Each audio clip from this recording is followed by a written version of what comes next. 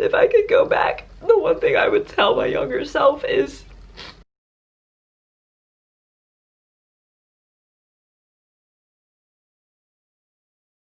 hey guys, welcome back to my channel. My name is Brenna, and as you can see by the title, I'm gonna tell you the story of how I got sober and why I stopped drinking. Just to set the stage, I have been sober now for 2 years on December 1st. December 1st is actually my sobriety birthday, and it has been the best decision I ever made in my life, but it was not an easy decision to make. I really wanted to sit down and film this video because I want this video to be where I can kind of give you my story, and something I'm really passionate about is taking the taboo and the shame away from talking about having problems with alcohol. So let's start at the beginning. I first started drinking when I was 16 years old. My group of friends in high school were pretty ambitious when it came to trying new things, and even the very first time I drank, I got absolutely drunk. Like, couldn't even stand up, fell over drunk. But I obviously didn't drink too much because when you're underage, you kind of have to wait until you can get your grubby little hands on alcohol. So through high school, I wouldn't say I had any issues with drinking. And then I entered college, and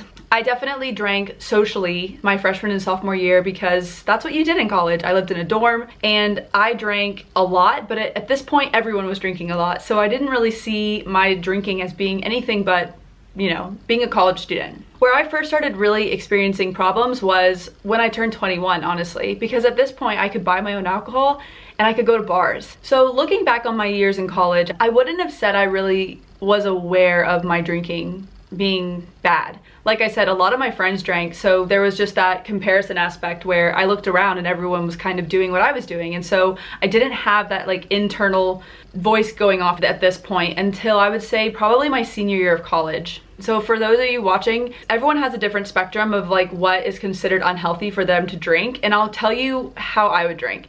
So I would go to work. I was a server at a restaurant, and I would get off work. On the way home, there was an H-E-B, which is like the grocery store chain here in my town. And I would, every night like clockwork, go into the grocery store and buy a 6-pack of Blue Moon and a bottle of Prosecco because I liked to mix the two. So I would buy that, and then I would go home. I would put on a movie and I would drink. I would literally drink until everything was gone in my house. Like, I would drink the 6-pack and the whole bottle of wine every single night. And because I had done this for so long, my tolerance was really high, and that was kind of like my normal. And every time I would go out to bars, I would drink until I blacked out, essentially. One of the things that I started to identify as being an issue with myself was once I started drinking, I really couldn't stop drinking.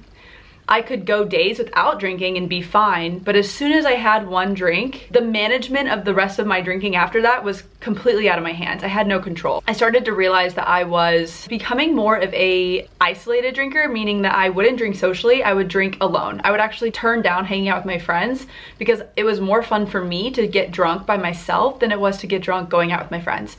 And that was something that I really cherished. I really enjoyed my drunk time by myself, and I didn't want to give it up. I didn't want to let that go. And honestly, even when I went out with my friends, I just wanted to drink. I didn't even want to hang out with them as much. Like, it was just really all about drinking at that point for me. So I ended up graduating college, surprisingly. No, I'm just kidding. I did really well in school. I ended up graduating college, and I actually had saved a bunch of money. And so I booked a one-way ticket over to Asia. The first 6 months when I was in Asia, I was partying. The thing is too, I was starting to feel super bad in terms of like how I felt physically. Of course, like hungover all the time, but I would get like low blood sugar, and I would be so dehydrated that I would like basically crash and feel very faint and lethargic like most of the times I wasn't drinking. So it was definitely becoming an issue. So over the next couple of years, it was getting to the point where I had started realizing that I wanted to stop drinking, but I just couldn't make myself stop. At this point, I was probably, you know, in my mid-20s, like 24, 25, and I didn't want to stop drinking for a lot of reasons. One, it was so social. I mean, the idea of not drinking was really hard for me to stomach because I didn't want to be the alcoholic in the group. That was something that I was afraid of getting labeled as. I also had this stubbornness that I could control my drinking. That was just a matter of willpower, and that I was just being lazy and I wasn't being disciplined enough with my drinking. And I genuinely held on to that truth for so long. So I just always felt that I could get a hang of this. I could control this monster. But honestly, the biggest thing was I enjoyed it a lot. It was the way that I escaped from all of my problems and the way that I made sense of My sadness was, you know, if something happened in my day, I could just turn to this fantasy world that I would just basically drown in. And as unhealthy as it was, if you're someone who is really trying to combat that feeling of depression, turning to substances like alcohol and drugs is a very shiny object to look at, and that was something that I really took solace in. So as time went on, I really despised myself, and I felt like I was destined to fight this battle for the rest of my life. There are so many times looking back on my story that I needed help, and I just was so embarrassed and felt so much shame around my drinking that I would rather have suffered in silence than admit that I had a problem to anyone. And that is something that I know a lot of people go through, is that shame and then just that embarrassment when you go out to have casual drinks with your friends and 2 seconds later you're waking up back at home and you don't remember how you got there, or you're waking up and your friends are laughing because of something you did, and that feeling in the pit of your stomach grows and you just are disgusted with yourself. There is so much of that feeling that follows you when you drink that it makes it really, really difficult to share that you have a problem with someone, because it requires you to be vulnerable and it requires you to hold up a mirror to your own drinking. And honestly, I think for a lot of people, including myself, for many years, I wasn't able to do that. Things started getting really dark for me around December of 2017. I had gone back to Texas to visit my family, and during my time there, I went down to San Marcos, which is where I went to college, to visit a friend. And something happened there that I'm gonna actually save for another day, another story time. But there was one day in particular, this day that I visited my friend, that changed the course of my life forever. On that day, I decided to stop drinking. And like I said, I'll go into more detail in another video. But that was it. I went home and told my sister, and I told her I'm not gonna drink for 3 months. And my sister and I actually went to Japan and we moved back to Melbourne, Australia, and I didn't drink the whole time. And unlike before, where I would say I wouldn't drink and then I would go out and drink, this time I actually didn't drink. And as time went on, I started developing pride in my sobriety. I started feeling really good physically and mentally and emotionally. I wasn't feeling as much shame. So after 3 months, I decided that I wanted to go ahead and try being sober for a year, because in my mind, the theory was if I can be sober for a year, then I don't have a problem, because I'm obviously able to not drink for a year. And that was genuinely my hope at the time. And so I did. I went a whole year without drinking, and it was easy, because for me, like, again, once I had gotten into a new habit of not drinking, it was easy, but also there was like an end goal so I could hold out. And I honestly was trying to hold on so hard to the idea that I did not have a drinking problem because I was able to not drink for a year. That was the statement that I like really wanted to be true. So I didn't drink for an entire year. And then a year later, I decided to start drinking again. I was nervous, but I also had convinced myself that I was basically Superwoman, and this was all a fun experiment, but I'd proven that I was just like everyone else and could have 1 glass of wine and go home and not worry about it.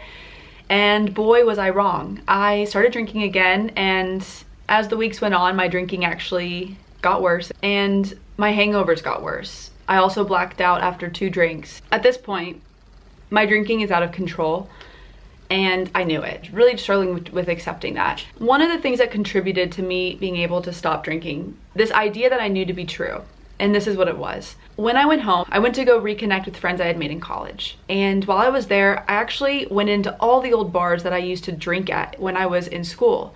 And it was this weird, I don't know if any of you guys have ever gone back to like where you went to college, but it's also familiar that it feels like it happened yesterday, but yet it's so far removed from the person that you've become that it's unsettling. But the thing that really set me off, that got my brain genuinely churning about cutting alcohol out altogether, was seeing some of my friends that I had partied with in college. They were still at that bar, and seeing people I knew right where I left them 3 years before made me realize that could easily be me. I spent so much of my life in my early 20s drinking that I genuinely didn't have any hobbies. And it kind of hit me that I could easily spend the rest of my life consumed by the act of either trying not to drink or recovering when I do drink, because that was pretty much all I had energy for, was trying to fight that addiction, trying to fight that lack of control. It really scared me because I didn't want to wake up and realize that I had wasted my whole life and all of my potential and all of my gifts and like what I have to offer because I was drowning. Things had to change. So there I was in the Philippines. I had been drinking again for about 3 months after my year of sobriety, and we were supposed to wake up early and catch a boat off the island. And you know what? We went out and got so drunk that we missed our boat. 3 months into drinking again, I'm black out swimming in the ocean, missing ferries. No. That was all that went through my head was no effing way am I going to spend the next 40 years of my life in this cycle. Trying to control my drinking is like walking on a ledge that's like made of gravel. I could potentially make it to the other side and be fine. Or I could slip and it will be the death of me. I will die. There was no doubt in my mind that if I didn't stop drinking altogether, I would die. Alcohol would have been contributing to not only my physical death, but my career death, my relationships death, my emotional death. It was do or die at this point, like genuinely. And so I walked out into the ocean that day and I just said to myself and to my higher power, I said, look, like I tried to go a year without drinking and then drink again and didn't work. I cannot control my drinking. As much as I wish, sorry, I'm gonna get a little emotional. As much as I wish that I could go out and have a glass of wine and then go home and be completely fine, I can't do that. It's not, if I can do it, it's a fluke. But at the end of the day, guys, I cannot control myself when I drink. I can't control my drinking. And in that moment, it felt like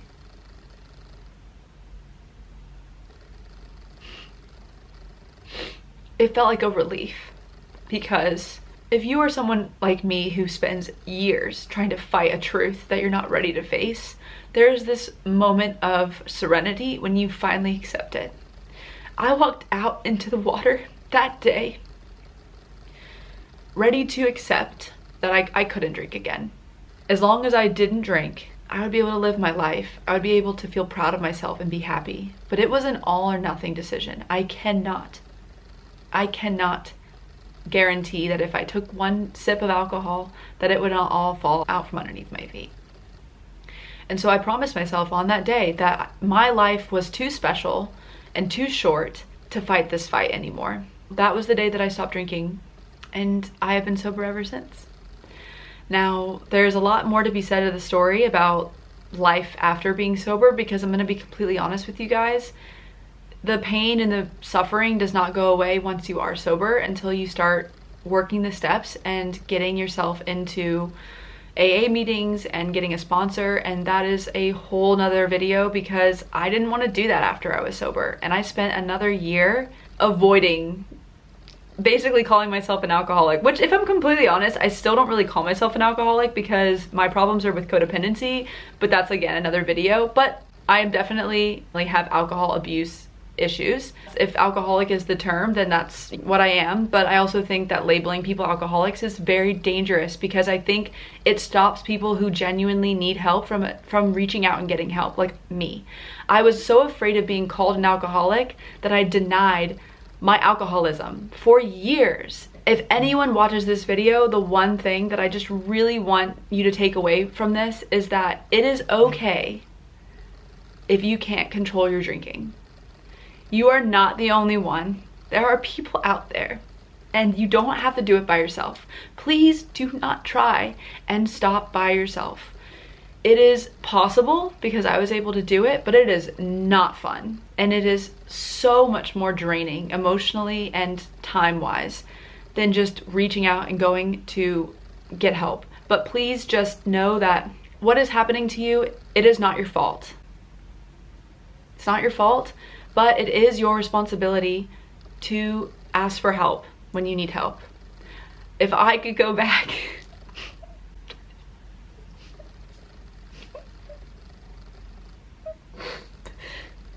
sorry.